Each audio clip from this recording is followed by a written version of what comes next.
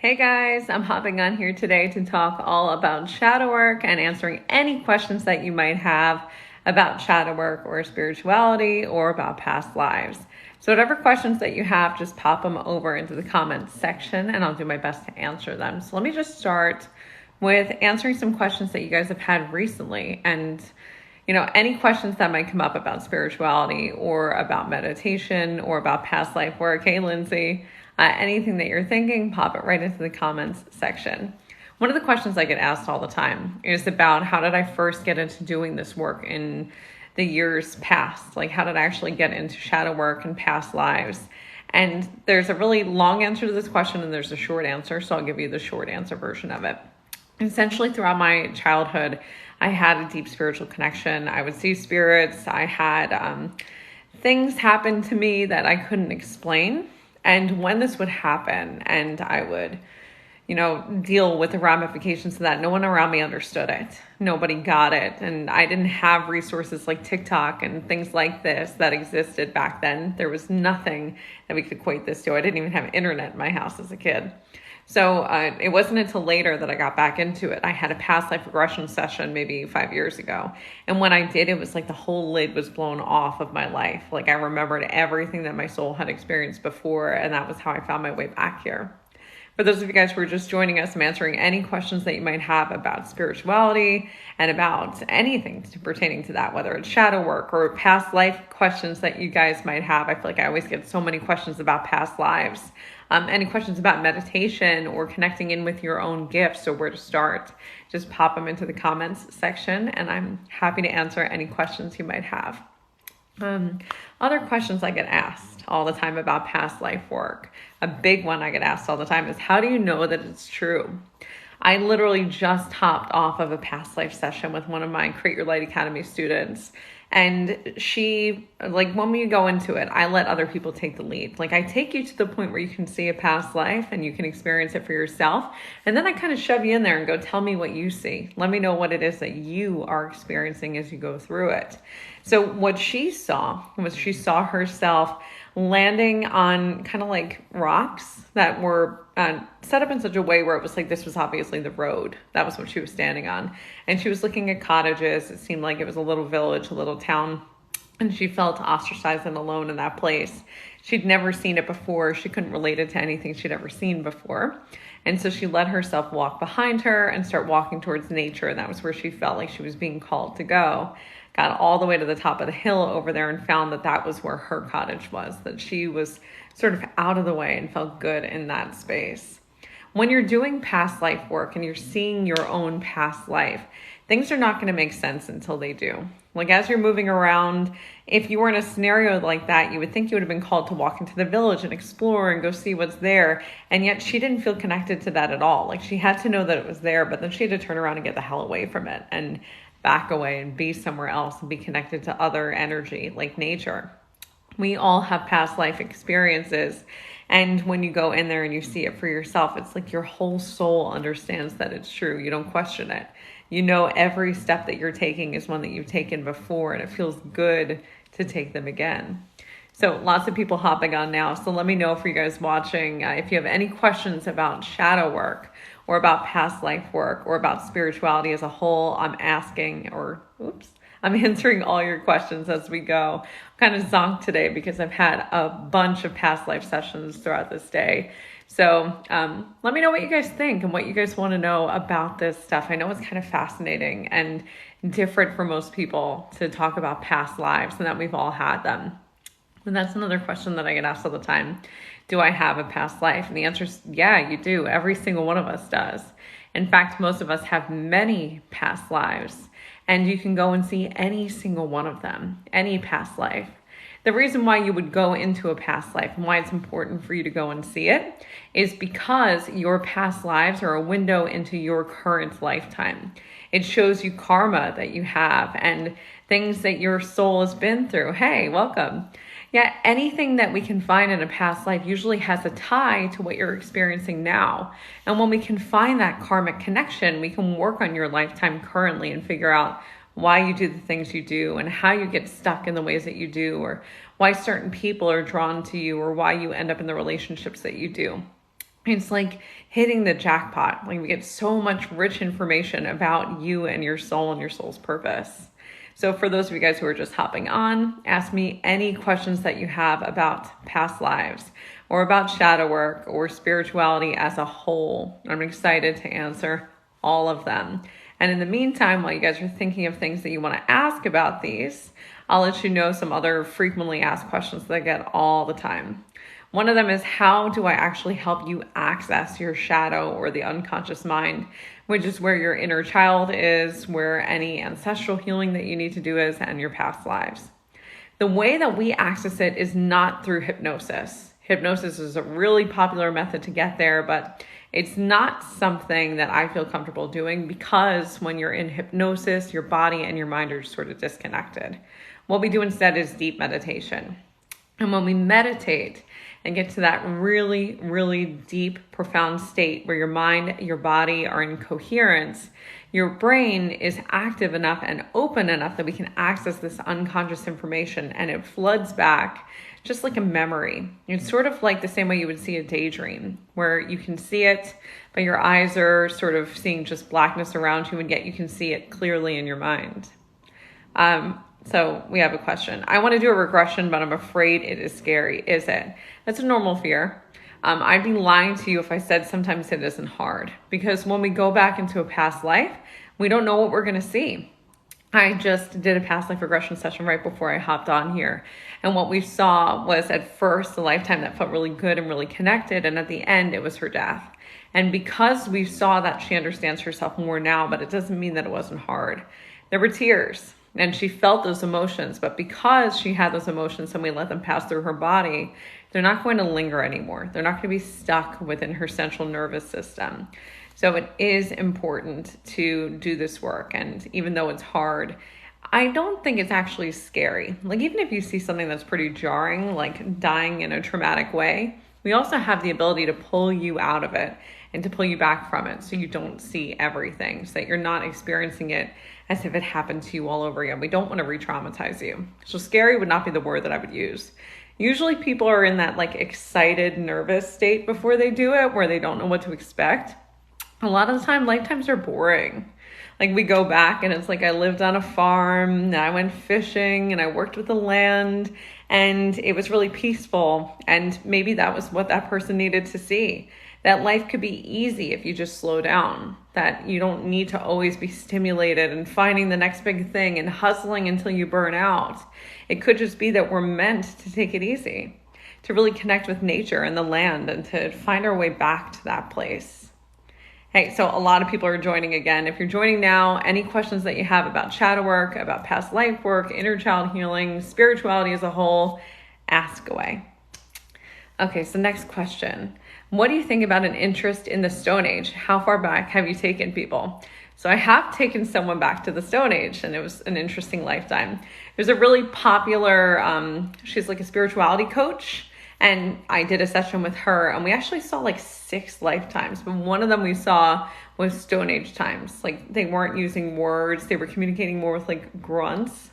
But what happened was, they were in, I guess it was like a jungle area. It was her and it was her 2 kids, and like a jungle animal came out. Like, I'm not good with animals, like a tiger or a cheetah, whatever it was. And she sacrificed herself so her kids could run away. And she's carrying that with her now because she doesn't want to get pregnant, and her partner does. And because of that disconnect, which she never really understood, in that moment, she was able to see why she's afraid of it. Like, if she were to actually have kids, she might have to sacrifice herself for them, even lose her life for them. And so she's been carrying this burden around for a very long time. But yeah, we can go all the way back with past life work, as far back as you can imagine. Okay, let's see. Thanks for answering. I've read a lot, but when they experience their death, it just seems a bit scary. I've had past life work done to me before I even became a practitioner. And the first time I ever did it, I saw something that was pretty horrifying. And even though I was seeing something really scary, theoretically, it was like my body was calm, because I was in such a deep meditative state that I could see it, and it almost felt like I was seeing it through like a veil. It didn't feel as heavy, it didn't feel as scary, it didn't feel as hard. It just felt like I had this aha moment of like, oh, okay, this makes so much sense. This is why I do X, Y, and Z. It was more of an awakening for me than anything else. And I have found that with other people, that when I take them to their past lives and they have those moments that are really hard, when someone has a particularly hard past life, I always make sure to check up on them afterwards. And again, to just make sure that they're good and that they're feeling good in their body. And I tend to get a lot of that result where they say it was an aha moment. It makes so much sense about why I do what I do, and I'm actually glad. So there's that. Okay, so next question. If you're pulled to certain times, like love the era movies, trust, etc., does that mean I lived in that? Yes, it does. There's certain indicators that you've had a past life somewhere, and one of the strong ones is if you've had a really serious pull to a specific area or time period. Like if you're obsessed with the flapper era and the 20s and everything about it, and you want to have like great Gatsby themed birthday parties and stuff like that, and you're just obsessed with that, like red lipstick, the hair, all the stuff, probably because your soul feels at home doing that. It feels normal. In the same way you would feel normal wearing the clothes that you like to wear. Like if I told you to dress like totally outside your comfort zone, like put on a pencil skirt or a pair of slacks and like a really, really tight jacket and just walk around in serious heels, that might not feel good. It might feel like you're playing pretend or playing dress up. When you've done it 1,000 times though, like if that was what you wore to work every day for 30 years, wearing that would feel normal. In the same way that if you feel really called to say that 20s era, wearing those clothes would feel normal. It wouldn't feel like you were playing dress up. It would feel good in your body. I have reoccurring dreams of me in the 1800s. Does that mean they were in my past life? Yes. So one of the ways that past lives start to pass through into our consciousness is through our dreams. So what happens for us when we have unconscious material is that the brain hides it away from us. It does its best to just squash it down, to repress it, to black it out. This is not just past lives. This is anything. This is hard childhood experiences that you've had that your brain is afraid, if you remember them, that it's not going to be good for you. It might re-traumatize you in some way. When our brains do this and this information becomes unconscious, there's only one way to access it. And that is to get your brain into what are called theta brainwaves. When your brain reaches theta brainwaves, which is just like a slowed down, nice, easy brainwave pattern, it's the same brainwave pattern that you're in as you're drifting off to sleep. When your brain reaches that state, the unconscious, which is normally kind of closed off, opens. And when it opens, unconscious materials can be found. It's the reason why we do this work through meditation. So when I'm doing shadow work with somebody or past life work, I get them to meditate first. And when they're there, we can go in and just, it's all open. We can pull out anything we need to. So the same thing goes for dreams. When you're dreaming, in those early stages of dreaming, as you're just drifting off to sleep, which is where most of your dreams are had, your brain is in that state where you can access the unconscious. And so very often repressed memories will come through, which is why we have nightmares. It'll be when you experience past lives. Last night, I had a dream about an old friend that I had and another like so-so friend that I had. I feel like they abandoned me during a time when I needed them most. And in my dream, I actually had a moment where I forgave them. In my brain, I was doing this unconscious work that I needed to do, this shadow work, and I wasn't even awake. I was sleeping for it. So yes, when you're dreaming about different time periods, like if you're dreaming about ancient Egypt, it is because you're there. You've been there before, and your brain is just bringing it back up for you to access. Okay, let's see. When someone says you have an old soul, can that mean you were actually an old soul? Yes, it can. Usually that means that your soul has progressed, like your soul has learned a lot. Because all of us are old souls in different ways. We've all had a lot of lifetimes, but we're all here to learn lessons. And when you learn the lessons, it's kind of like you level up. Like if we were playing a video game, like you level it up, you learned what you had to. When you get to the next life, you're kind of starting at that higher level. And then if you learn more lessons, you're leveling up again. Old souls, I find, are people who have leveled up a lot. Like they come up every time into this planet and then they level up and then they level up again and then they level up again. So their soul shows up here. Like I have a young daughter, she's 7 years old, and she says the most profound shit. Where it's like, where did that even come from? Like, how do you know that? And it's from past lives. She's bringing that information with her. Okay, let's see. How much does a session cost? All the information about my sessions are up on my website, iamdaniellemassi.com. I tried to do a past life regression guided meditation, but it didn't work for me. So here's some of the reasons why it might not work. If you have extreme anxiety, what happens is your brain can't get into theta brainwaves. These are the same people that usually have trouble falling asleep. What is happening physiologically is that you have a lot of adrenaline and cortisol pumping through your body. This is what anxiety is, which unfortunately the majority of people have nowadays. And when you have that much anxiety and adrenaline and cortisol are pumping like crazy through your body, what happens is your brain can't switch into that relaxed state. It just eventually overloads itself and you pass out, and that's how you go to bed. So we're never getting that nice rested sleep. This is also a big reason why the majority of people who have autoimmune diseases, fibromyalgia, chronic illnesses, cancer, they have trouble falling asleep for the same reasons, because they have so much adrenaline and cortisol pumping through their bodies that their bodies and their minds cannot rest. So if you've had trouble with a past life regression meditation before, first off, I recommend doing it with somebody, because we're trained to know how to get you calm and how to get you relaxed into that state. But also something that you can do to get yourself ready for it when you're going to do it again is to start listening to what are called binaural beats. B-I-N-A-U-R-A-L, beats. They're on YouTube, and all they are is two different noises happening at the same time. So what you'll do is you get a pair of headphones, you'll have one noise in one ear, one noise in the other ear, and it's going to be tripping your brain circuitry to be in those theta brain waves. When that happens, it's easier for you to start to meditate. It's kind of like a life hack for meditation. So try that and see how it feels. Again, it's binaural beats, and they're life-changing. Okay, let me move back and see. Oop. Sorry, so many comments just started coming through. I just love to revisit my past. It's amazing. Let's see. What does it mean when you have a dream about someone who's passed on? Same thing. So when you're dreaming and you're in that early state of falling asleep, those theta brainwaves, unconscious information can come through. All of us have spiritual gifts. Spirits are around us all the time. And so when you're unconscious and you're kind of slipping into that unconscious theta brainwave state, spirits who are trying to connect with you when you're awake try and get you there. So it means that they are actually trying to connect to you. They're actually trying to give you messages. Try and pay attention to what they're saying or what the tone of the dream is, and just start to receive it. Okay, let's see. It's so hard to meditate. Binaural beats. Seriously, try it. Do birthmarks show how you died in a past life? I get asked this constantly. So yes and no. We've all had a ton of lifetimes, like a lot of lifetimes, right?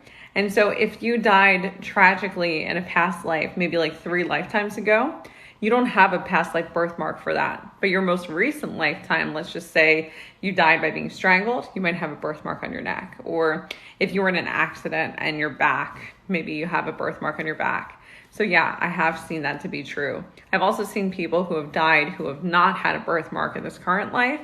It could be because there's a life in between that we're missing, so I can't say 100% for sure. I sleep like a baby. Good for you. Okay, my son once told me when he dreams, he's scared because when he falls, he dies. I think you're trying to say he dies. It could be a past life memory coming through. So what you can do for him is to actually work with him on being calm in his body. So starting to get him to meditate depending on how old he is. I started my kids with meditation around age 3, just getting them to sit and to breathe. And when we do that, I just kind of give them affirming messages like you're safe, it's good to be in your body, you're comfortable, you're safe. I'm repeating that over and over again. But if he continues to have those kind of dreams and it comes up more and more, start asking him questions. You might find that he gives you some answers about that past life that you can help him with. Let's see. Super sleepers still can't meditate. So if you fall asleep within seconds, you're also not connecting into theta brainwaves. You're just kind of overloaded and passing out. It's the people who are kind of like daydreaming and kind of like getting there slowly that you're actually achieving that theta brainwave state that we want to get to. Let's see. I'm looking forward to a past life session with you too. Yes, everybody has past lives. Every single person has multiple past lives, and they're easy to access. Someone asked how many past lives I think someone can have. So when it comes to past lives, I've seen people who have had thousands. And when we think about chronology and history, which I'm a huge history buff, I love it, it doesn't make sense in terms of what we've been told about our own history. So I've seen thousands. I've seen people who have had so many that we can't even count them. I've also seen people with like 12. So it depends. Everyone's a little bit different. I've also seen people who have had past lives where they haven't been people. So there's that too. Well, thanks. Let's see. Any tips on how to find those memories from past lives? Yeah. So something you can start to do is meditation, accessing those theta brainwaves. So letting yourself start out really slow, just letting your breath deepen and really connecting into your body.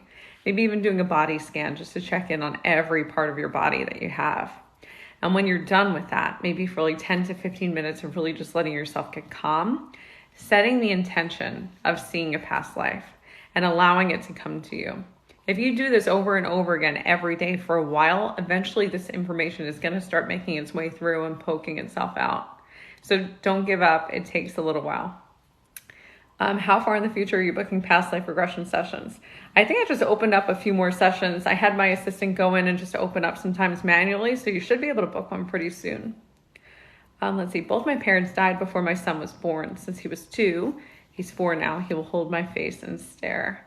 Oh, that's so sweet.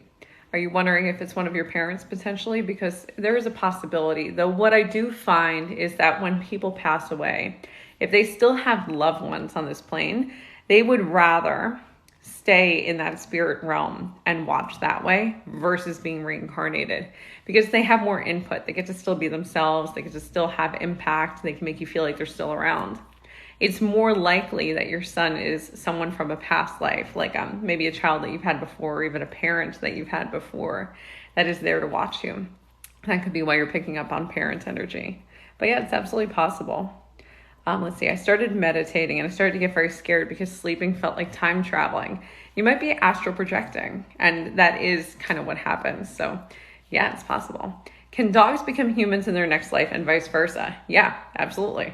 When we have past lives, we switch around between being animals and people. Not everybody, mind you. But if you ever had a pet that felt like they were kind of human, like they're a little bit too aware, they're too on it, it feels like your soul knows their soul, it's probably because they've been a person to you in a past life. So just something to think about. Anyways, I've got to go pick up my kids now. So thank you for hopping on here live with me. And I'm happy to answer more of your questions about past lives and shadow work and any and all things spiritual soon. Bye, everybody.